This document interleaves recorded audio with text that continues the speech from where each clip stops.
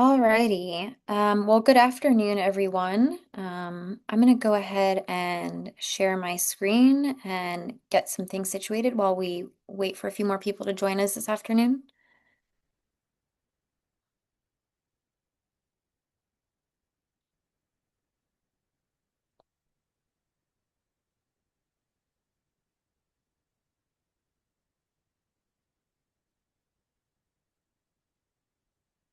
All right. Well, we are at noon, and it looks like there's a good number of you already on. So I'm going to go ahead and get started. Thank you, everyone, for being with us this afternoon. A week later than our normal scheduling. Thank you for accommodating our schedule.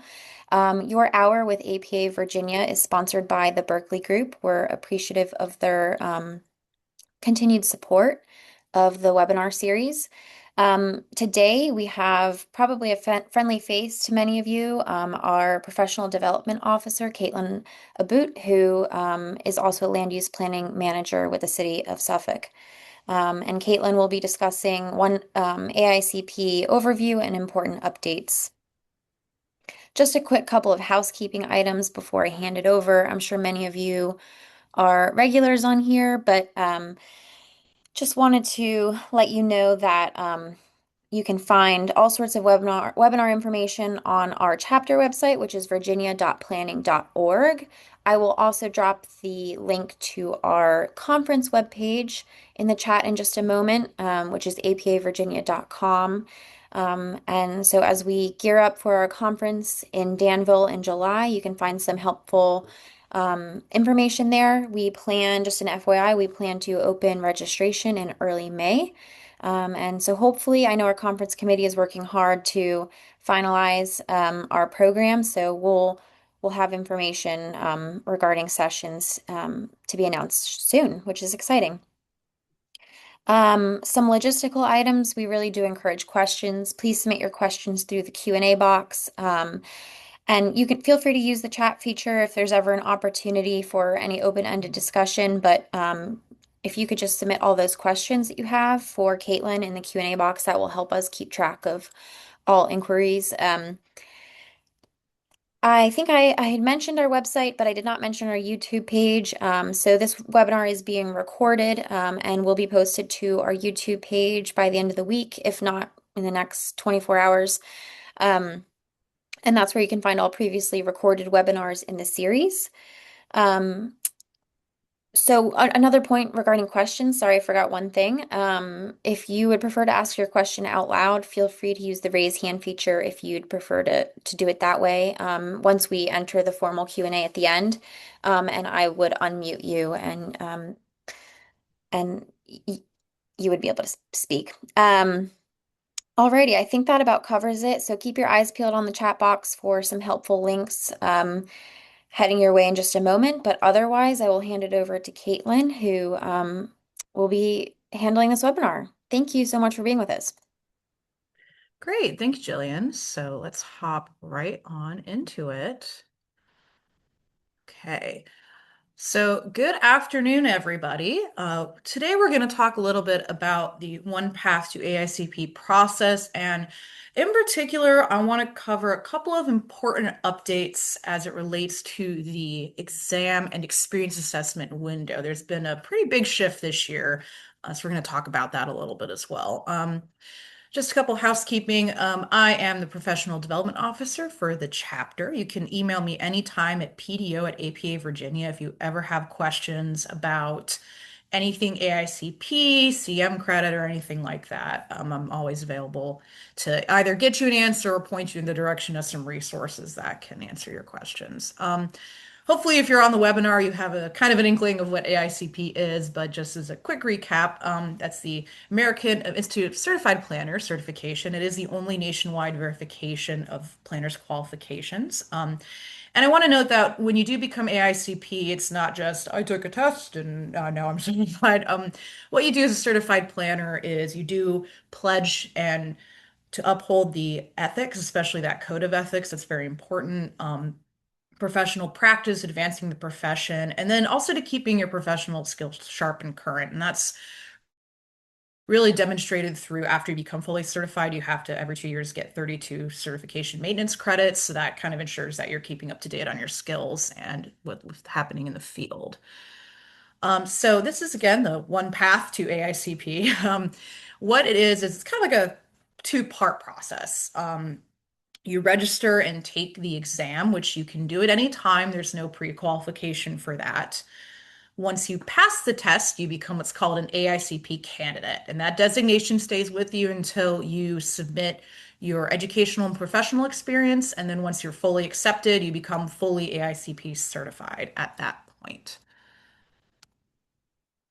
All right, so this is really important with the exam in particular. So, for those of you who have probably explored becoming AICP certified in past years or have, maybe taken the test before, you'll probably recall that it used to be a 2 semester almost system of registration. So you would test in either the spring or the fall. And so you would like register in April, for example, take the test in May, and then you could submit your experience in June, and then likewise in the fall. That has officially changed as of this year. What is happening now is registration for the standard exam, and you'll notice I use the word standard exam. I'm going to explain why in a couple slides. But for the standard exam, that registration is going to open on May 4th of this year. And that registration window is going to stay open all the way until noon Central Time on August 31st. So, what that means is anytime in that May through the end of August window, you can register to take the exam anytime between May 4th and September 30th of this year. Good news is once you register, you can reschedule that anytime time in the 2026 window. And I'm going to get into a couple of slides, talk about the registration process a little bit. But again, really important. That's your new window for the standard exam. So you're not having that like you either take it in the spring or take it in the fall situation anymore. You just have this block of time in the year to do that. So another thing that's important about this exam, especially for the new exam registration window, again, I mentioned you can reschedule your testing date anytime in 2026. So let's say you sign up to take it in June and you're, ooh, I don't feel ready quite yet. No worries. You can, if there's a test available testing date, you can reschedule to take it up to September. Really important is you can't reschedule to take it next year. So again, if you're familiar with the process and you've maybe gone through the testing process before, you might recall that there were these things called transfers. What those were, you would like pay $100 and you could transfer your registration to another testing window if you weren't ready to test. That's not being offered anymore. So once you register in 2026, you're going to have to take the test or just, forfeit the fee and then re-register in 27. You can't transfer to another year. So that's really, really important to note that's not an option. And really staff's logic behind that was you have such a long testing window now that within that period of time, you should be able to commit to register and then take the test. You can test multiple times in the testing window. So you can take the test in May, and then if you don't pass, you can take it again this year. You do have to pay the fee every time. It's a little hefty. It's $305. So just keep that in mind. You can test multiple times, but you got to pay the testing fee each time you take the test. So you might notice on the previous slide, I used the word standard exam. This year, for the first time, they're offering kind of I'll just call it a special pilot exam. What that is they're making some updates to the test.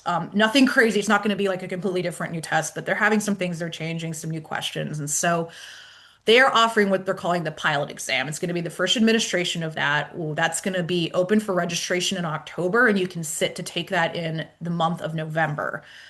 Couple of important things to note about the pilot exam. So it is a reduced fee to take it. However, you don't get your results right away. So with the standard exam, you sit, it's an online exam. So you sit, you test, and then you get your results right instantly right there, if you passed or didn't pass. With the pilot exam, you're not going to get those back for about 4 to 6 weeks. So what that means is that if you take the pilot exam with how the assessment window is going to be open, because the assessment window for your experience is going to be open May through November. So if you take the pilot exam, you won't be able to submit your experience until 2027 because you have to wait those 4 to 6 weeks to get your results. So just again, Things to think about. If you pass the pilot exam, yes, your results will still count towards certification. So it's not like it's doesn't count. You do that does count. So again, some things to think about in terms if you're looking at, do I want to try the pilot exam? Do I just want to stick with the standard exam?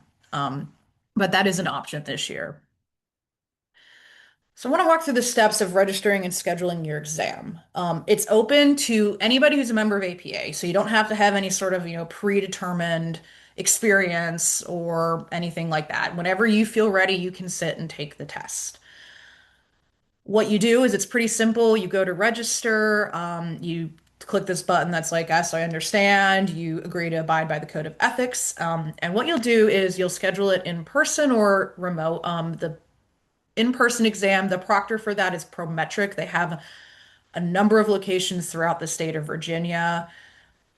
And the registration process is fairly simple. You do it all online. They do have a remote option where if you can't get to a Prometric testing center, you can do it on a remote.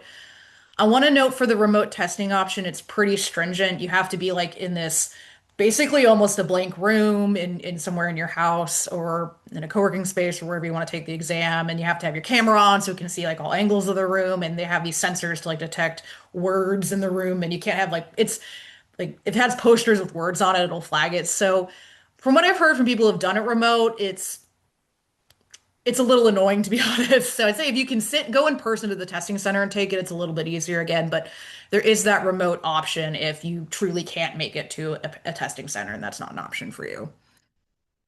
What you'll see on the website, you'll go to the national website, go to the One Path page, and go to the register and schedule the exam. So on May 4th, you're going to get this green register for exam button's going to open. You're going to click on that, and that's where you're going to start the registration process. For rescheduling, you'll do that through Prometric. So it's pretty simple. You'll get this login stuff through Prometric, and you can use the Prometric website to reschedule your exam if you need to do that. Again, you only see the registration button when the actual window opens. So right now, if you go to this page, it'll just say registration is not open yet. Once it opens on May 4th, the button will turn green. Also want to note registration closes at noon on August 31st, and that's noon Central Time. So just keep that in mind. Some people will think that's like the whole day, and then they'll go like, "Oh, why can't I register?" And it's 3 o'clock. It's because it closes at noon Central Time. So just be aware of that. And that's the link for that. So your second step is testing. What you do is again, you test and you'll pass that to become an AICP candidate. And to keep your AICP candidate designation once you pass, you just have to keep up your APA membership. And again, you remain in that kind of candidate stage until you submit your experience assessment to become fully certified.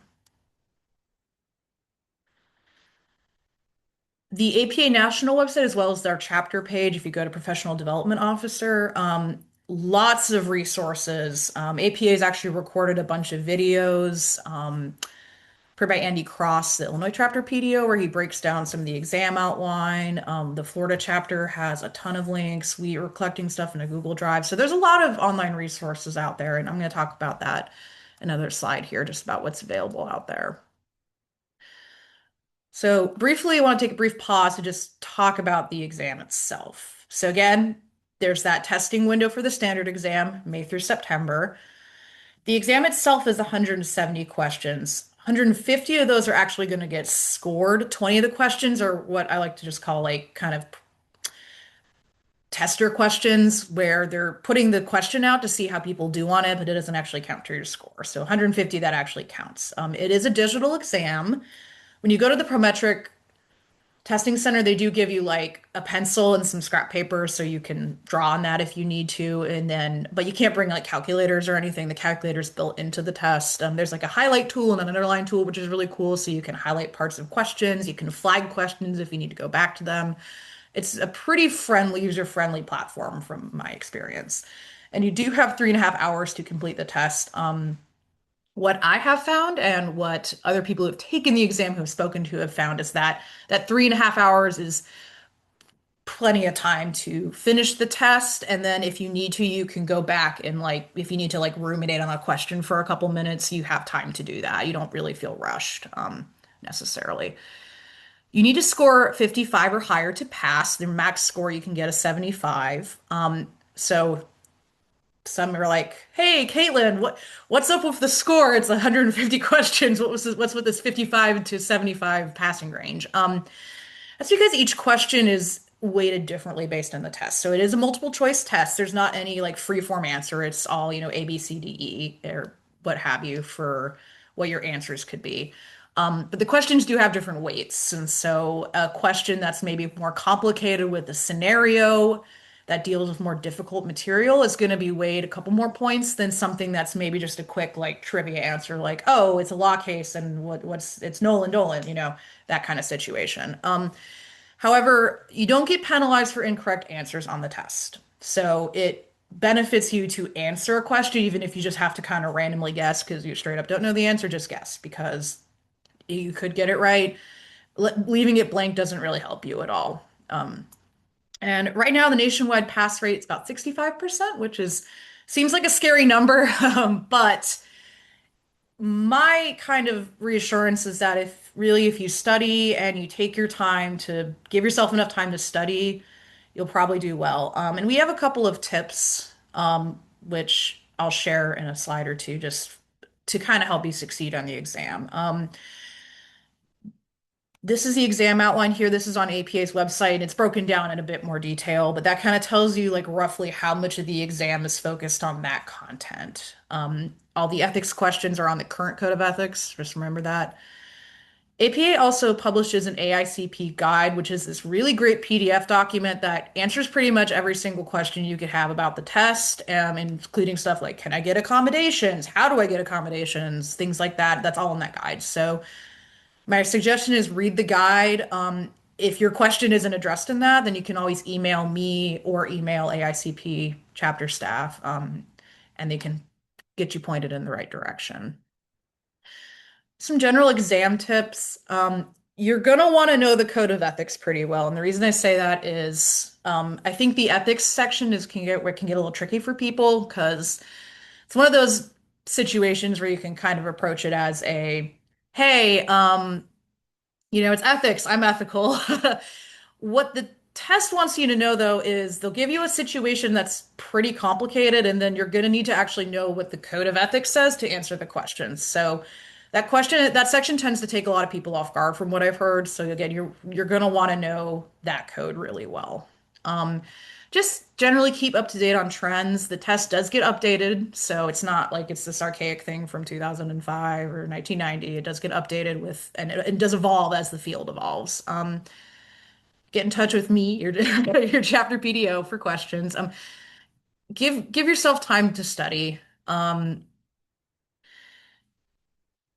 The content, as I like to say, is like a mile wide and an inch deep. So you're not getting super crazy in depth with everything, but it's a lot of content. So you're just going to want to give yourself time to work your way through everything. And, some people can cram in 3 weeks and then pass, and that's great. The majority of people in our experience, that's not usually the case. So you just want to give yourself time to know the content. And there's a lot of ways to do this. Practice exams, there's free versions, there's paid versions of those out there. Flashcards, there's about 1 billion digital flashcards on the internet, but you can also make your own if you feel compelled to do that. Again, we have that Google Drive, which I can email you guys the link if you just send me an email. And that's Google Drive's tied to our study group, but that's kind of a community resource where people have put like practice questions, study materials they've made, study guides. So it's a really cool resource where we're kind of compiling study resources that are free. Um, on the test, again, tricky. Sometimes they kind of try to trick you sometimes with the questions. And so that's where that highlight and underline tool comes in really helpful because the meat of the question is a lot of times it's just one sentence and it's kind of buried in all these words. So it helps you to use that underline tool so you can kind of remind yourself, wait, this is what they're actually asking me. And again, you just need to pass the exam. You don't need to get a perfect score. You just want to pass it. That should be your goal at the end of the day. Some study tips. Again, I mentioned give yourself time. We've heard the 80 to 100 hours thrown around. That seems like a lot, but if you break that down, that's like a couple of hours on the weekend or like a couple hours every night or an hour every night. Um, Sounds overwhelming, but again, as long as you give yourself time, you can kind of break it up into digestible chunks. having a consistent study plan and just sticking with it. This is where we've found like study groups, or if you have somebody in the office, or if you have an employer who's willing to give you some like an hour each day to study on your lunch break, that can really help with just staying consistent. Again, lots of free resources. There's paid ones too, like Planetizen has a course, but there's lots of free stuff out there as well. Don't cram. Podcasts, good news. Booked on planning's good for like current trends. I wouldn't rely on booked on planning is like because they don't really go in they'll cover like I'll call them just, like foundational books, but that's not like every single episode. But it's a really cool podcast nonetheless, so I encourage you to check it out. The unofficial AICP study, I guess, podcast, is on Spotify. Good news. So it started a couple years ago, and then it kind of lapsed. Like they were like kind of into the 1930s, I think, with history, and then it kind of stopped, and then it got resurrected this year, which is really exciting. So they revamped the podcast and are redoing it, which is really exciting. So that can be helpful just for like the study your history portions. If you're commuting or if you're cleaning the house, you can listen to that. So we got a question in the chat box about our test questions, multiple choice or short answer. They're just multiple choice. So again, there's no short answer typing. It's all multiple choice. Um, so for the pilot exam, I'll drop a link in the answer for that. The cost, I don't have the fee off the top of my head. I think it's 200 something. The dates for that for the pilot, you're going to register in November, or excuse me, register in October. You're going to take the test in November, and I think that it's going to be open from the 1st through the 28th of November when that's going to cut off. And then again, your results are probably going to come most likely late December, early January for that.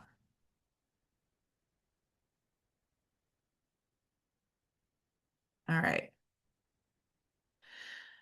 And this slideshow will be available too, so you guys will be able to click on all these links. These are just some links that we found for like some free resources. I want to make a note about planning prep real quick. Planning prep is great. There's some practice tests, and that's really nice if you just want to drill yourself on like history. Don't expect the actual tests to be like the planning prep practice tests. They're a little outdated, so it's a lot of like trivia stuff, which is great if you're trying to drill yourself on that, but I wouldn't base what the test is going to be like based on the planning prep tests because again, they're a little outdated slightly, and not in terms of content, but just in terms of like how the test questions are written.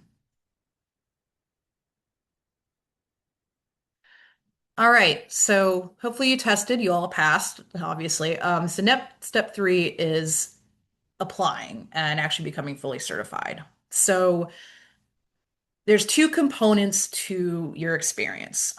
First is you're going to figure out your education. And so what kind of education you have obtained determines how much professional experience you need to obtain before you can fully apply and become fully certified.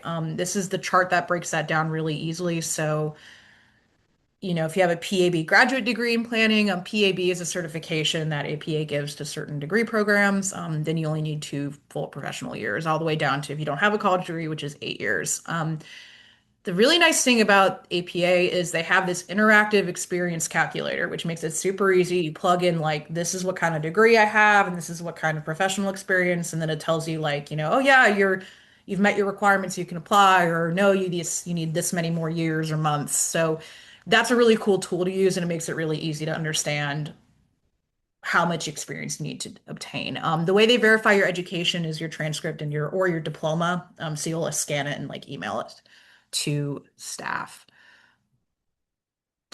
And then there's the actual experience assessment. The criteria. So I want to note, even though the windows have changed for the experience assessment, in terms of when you can apply, the actual content has not changed. So it's the same stuff, same form. What you do is you say, okay, this is my education and this is my employment history. And what the assessment does, and it's not that scary.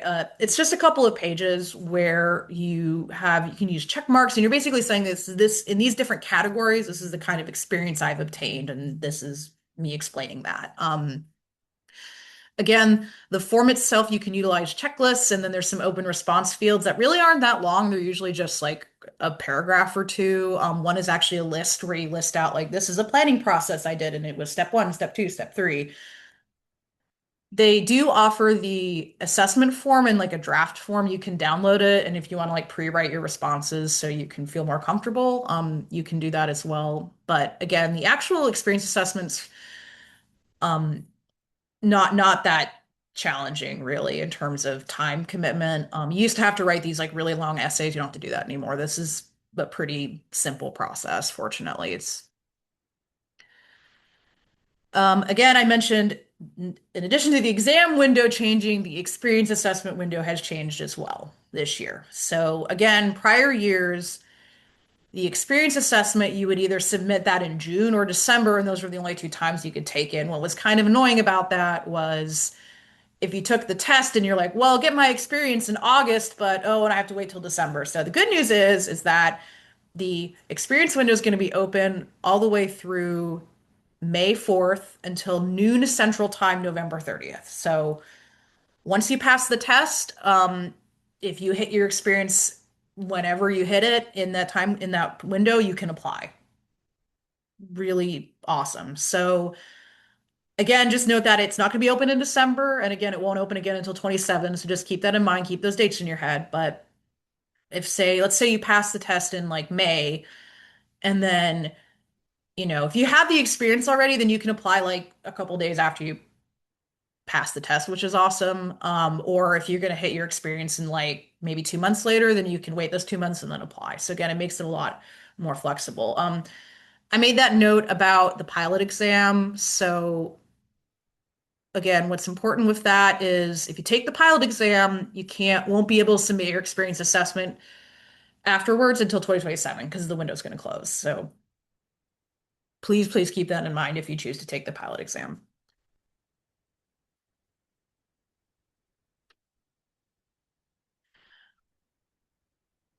So these are some cool resources that are on APA National's website to kind of help you pre-check your eligibility to apply for full certification. So there's a worksheet that's like, so if you're trying to figure out like, well, I have this kind of professional experience and I did this job, but like, does that qualify? Then they have this whole worksheet where you can actually figure that out, and it's really, really useful.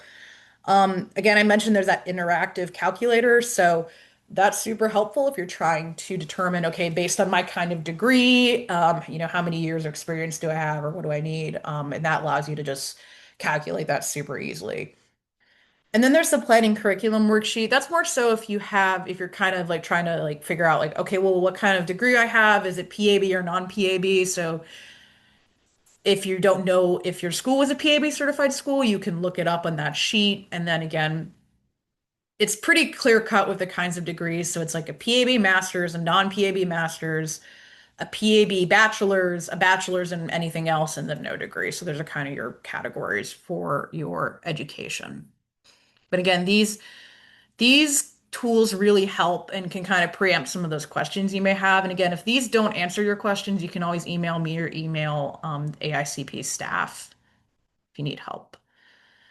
All right, so you submitted everything. You are certified. What now? All right, annual dual dues. So, in addition to your APA membership dues, you're also going to have to pay AICP dues as well. Um, you might have heard me mention CM credits or certification maintenance credits. So, once you become fully certified, you are now on the hook every 2 years to get 32 CM credits. Um, Out of those 32, there's four mandatory ones. There's ethics, law, equity, and sustainability and resilience. Um, Good news is there's a lot of different ways to get credits. The bulk of them, for example, me and then other people I know, we tend to get the bulk of ours at like the state chapter conference is a great place to do that. The national conference, whether in person or digital. Lots of other resources too. Most chapter or section events, we try to certify for CM credit if we can. Webinars as well, both our APA webinars as well as the Mid-Atlantic Planning Collaboration webinars are certified for CM credit most of the time. When we can, try to also get some of those mandatory credits in there. So lots of different ways. There's like also if you go on APA National's website and if you're signed up for Passport, there's a whole bunch of CM opportunities. So there's a lot of way to get those credits. The number seems kind of large, but most people can hit that usually. I want to know with the 2 year period, the question we get a lot is, okay, well, if I become certified in like July, what then? It's full 2 years. So if you got certified in July of this year, your reporting period would be the beginning of 27 through the end of 28. So you do have a full 2 years. It's not like a year and a half. You always get full 2 years to get your 32 credits. So, a couple study groups and resources for you guys. So, we do have our Virginia Virtual 2026 study group. It's on Microsoft Teams. We meet at 8 o'clock on Sundays. You can email me at PDO at APA Virginia to be added to the list, and I can send you the Teams link. We're going to run the group until August 30th because that's when the standard exam window registration window closes. So, that's when we'll probably wrap the group up as well. Um, Florida. So Florida's study group's pretty famous, and some of you might be aware of it. It's a little different this year. So Henry Bittaker, he ran that study group for a very long time. He is retired from that now as well and is stepping back from hosting that. The PDO for the Florida chapter is helping to run the group now. The calendar's a little different, and the sessions for when each study group session is going to be held is also a little different. So that's all detailed on Florida's website. I highly suggest going to look at it and reading the calendar and reading up on some of those changes that have been made because it's a little different this year. Additionally, APA National offers office hours, and that's kind of a session where you can connect with AICP staff and other people that are getting ready for the exam. Those are the dates and times, and I have the link down here if you want to register for that. You don't have to be a member of APA to sit for that or attend those. You just have to register ahead of time for that.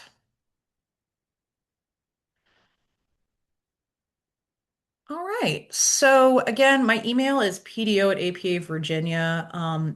If you ever have questions, just and not just AICP, if you have like a CM question or just a random professional development question, please email me. I'll do my best to get in touch with you. I want to do a quick plug too. We have our Emerging Prevailing Professionals group, which is run by Kelly, who is the chair. She's awesome. That's a great group just to get connected with other new professionals in our field. So if you want to get involved, you can email Kelly at YPG at APA Virginia.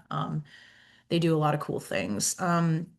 So with that, I'm gonna try to pull up the QA box. There we go. So I saw some things pop in there. All right. And I can pose them to you, Caitlin, if that's easier, or I think just two quick logistical items that I saw in the Q&A were 8 p.m. or 8 a.m. for I that. apologize, 8 p.m. Thank you. And then maybe it might be best to just throw up that study group page again because it looks like some people are Yes. just trying to flag those times. Okay. All right. Yeah, let me go back here. So I saw a question. Yeah, there's the time again, 8 p.m. on Sundays. And then, yeah, to be part of the Virginia study group, you don't need to be an APA member. Just email me and I'll get you on the list. For Florida, that might be a little different. I would defer to go to their webpage and see how they're running registration this year. But for Virginia's group, you don't need to be a member. You can just email me and tell me, hey, send me the Teams link and I'll add you. And then for the office hours, again, you don't need to be a member. Anybody can join those.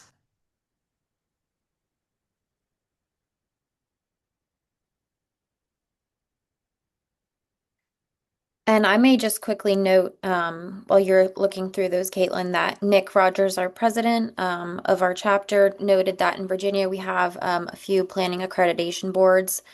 So UVA, Virginia Tech, and with VCU as well. Yeah, thank you. Thank you for noting that, Nick.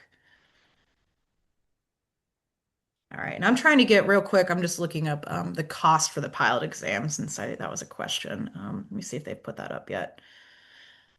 All right, it's a significantly reduced fee. Currently, the special pilot exam, the fee is only $100. So it is a pretty big price cut for that. Again, I want to point out the two really important caveats for the pilot exam, though, is that you're not going to get your results for like a month at a minimum. So just be aware of that. And then again, you won't be able to apply your experience assessment right away. You're going to have to wait until 27. So next year it'll probably be similar where everything will open up again in like April, May. So just be aware you're going to have to wait a couple months to do that. As for the actual pilot exam, they don't they've been kind of keeping it close to chest of like what's different exactly. Again, a lot of that I think is just them trying to just, modernize some parts of the exam and make it as relevant as it can be for practicing professional planners today. But I don't have any specific details on like how it's different from the standard exam. So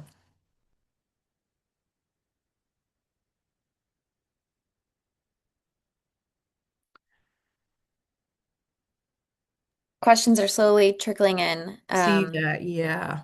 All right. Yeah, so I saw the one person who asked about the pilots. So yeah, I'm sorry I don't have more information about that again. They're obviously chapter staff is kind of keeping that close to chest. So, what I've heard is again just more so like content and they're working on just making sure the questions are like, well written. And what I can say is even in the standard exam, how questions have trended over the years have shifted a lot more towards like scenario questions. So you'll get almost like this scenario, and then you'll have like five multiple choice questions based on that scenario that are asking you things. So a big shift towards that as opposed to just, and again, you'll still have those like kind of random, like, who is Daniel Burnham kind of questions, but that's not the bulk of the exam anymore. It's a lot of this like being able to take the topics and knowledge and then apply it to a situation that you would maybe run into in your everyday practice. If you take the pilot exam, no. So for the pilot exam, and this is for the person who asked, if you take the pilot exam, can you retake that one during the exam window, or is it just applicable to the standards? So the standard exam you can retake in the same window. The pilot exam, because of how delayed the results are going to be, for the pilot exam, the window, it's only open the month of November. And again, I mentioned it's going to take you 4 to 6 weeks to get your results. So by the time you get your results, the window is going to be closed. So you won't be able to retake the pilot exam because you're not going to get your results for a little while. In 2027, and I don't know if they're going to have the pilot exam in 2027. If they do, you can retake it in 27, but you won't be able to do that in 2026, just the standard exam. So we got a question. This is from Gareth. For those with a non-PAB graduate degree in planning, what types of degrees has APA or the chapter seen successfully qualify for the 3-year path, and what made those cases successful? So my understanding, Gareth, is that if you have a non-PAB bachelor's in, and this is like a bachelor's in anything that's non-PAB, then it's 4 years. I believe the only bachelors that qualify for that 3-year, I believe, are PAB bachelors. Let me double check that real quick though.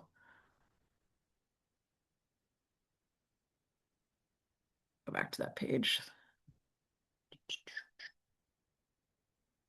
There we go. Oh, okay. I apologize. So a PAB bachelor's is 3 years, and then a non-PAB graduate degree is applicable for 3 years. So I think, Gareth, to your question,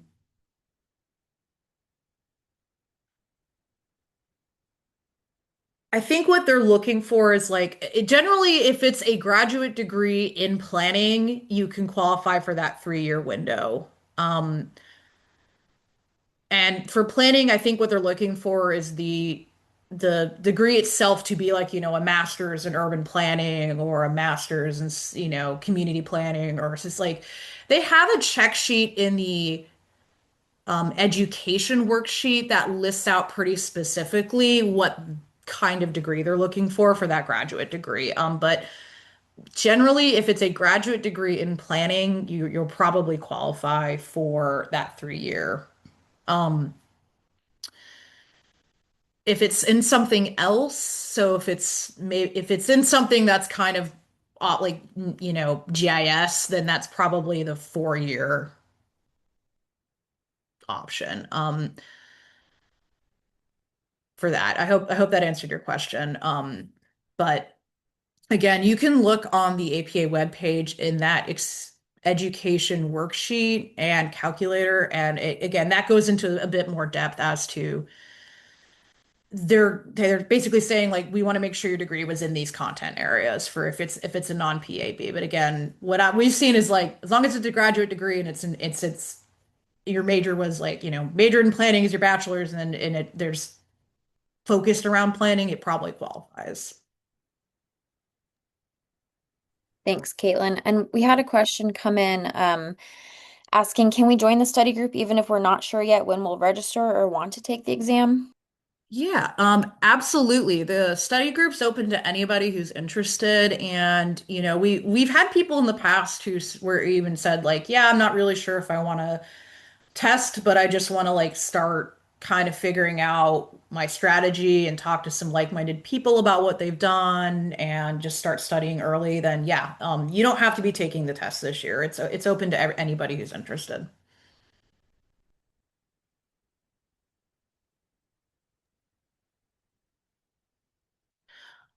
I do want to make a note about the Virginia study group too. So, what we've been generally been doing is we'll focus on like a section of the exam outline. I'll have a couple of slides that are just talking about like high level highlights of topics, and then we talk about some practice questions. I want to note this isn't like I'll call it like the Henry Bittaker, Florida, where we spend like 5 hours and because frankly, way the group's set up, we don't have time to do that.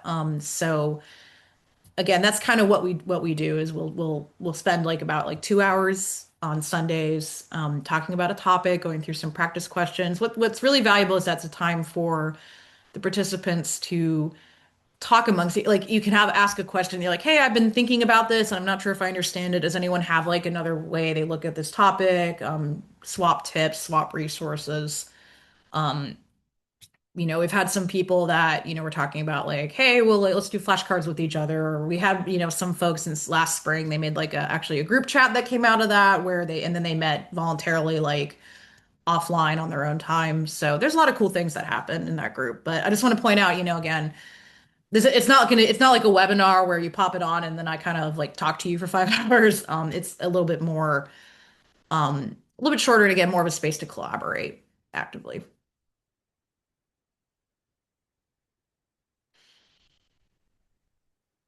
It looks like no more questions are in the queue. I can run through a couple of housekeeping items, and if we have some more questions pop up, we certainly have the time to get to those. So if you think of anything, folks, now's your chance.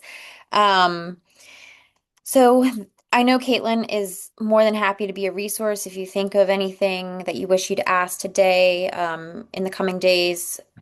She's happy to be a resource, and answer any questions you may have. Um, the webinar is being recorded, and as noted earlier, will be shared to our YouTube page. We'll also be sending out the slide decks to all attendees in the coming days, so you'll have all these helpful links. And dates, and other resources. Caitlin, I'm not sure if you have anything else to add, but just from my end, I want to thank you for sharing all these resources and this helpful information as people prepare. Yeah, no, thank you, Jillian, for the opportunity. And again, thank you. Chapter President Nick dropped a little bit of information about the pilot exam. This is just what's on the website that talks about what the passing score is based on, is like the pilot data. So thank you for dropping that in the chat, Nick. I appreciate that. So yeah, with that, again, if you have any questions, please email me. Um, we're here to help you guys succeed and do well on this. And again, I mentioned there's the Google Drive. So if you don't really think you'll have time for the study group, but you're interested in the Google Drive, I can send you the link to that directly via email as well. so you guys can access some of the resources on there. And I'll try to put that in the chat real quick as well, Jillian. All right.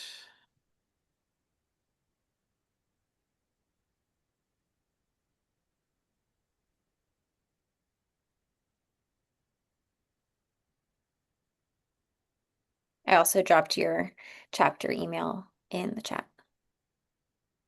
Cool. Thank you. All right. So I just put the link. That's that Google Drive I mentioned. So let me know if that doesn't work for some reason, but that should give you access to the drive, and what the study groups are putting in there. So, all right. Well, thank you, everybody. Thank you, Jillian, for the space to talk about the exam. And, if you're testing this year, good luck. Woo. You're all going to do great. And um, similarly, experience assessment's not as stressful as the exams, so I'd say you'll probably do okay at that. But again, let me know if you have questions, issues with. Usually, there's not a lot of issues on registration day for like when the window opens for the exam. But if you have issues with Prometric and stuff, AICP staff can help you with that. So, Thank you, Caitlin, and thank you everyone for hopping on. thank you. All right, take care, y'all. Have a good day.